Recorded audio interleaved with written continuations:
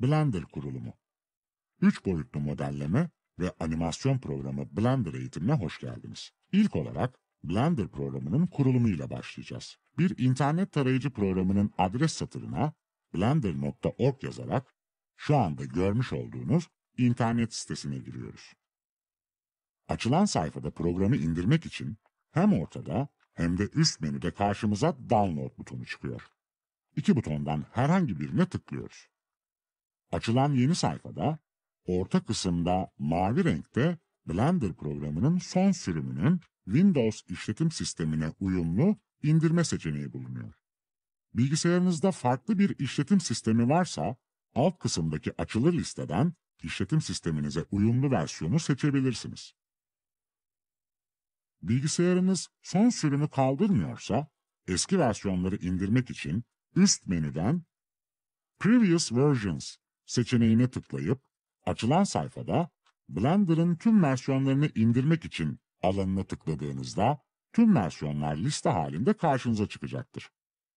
Buradan istediğiniz versiyonu seçerek indirebilirsiniz. Biz son sürümü yükleyeceğiz.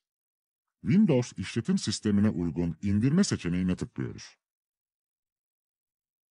Dosyamız inmeye başladı. Şimdi indirme işleminin bitmesini bekliyoruz.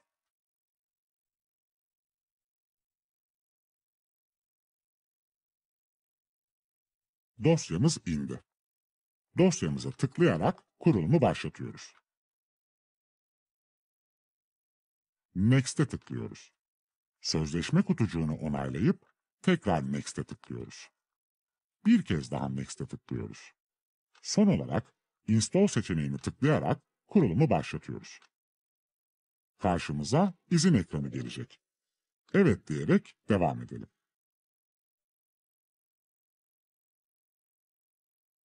Kurulumumuz tamamlandı.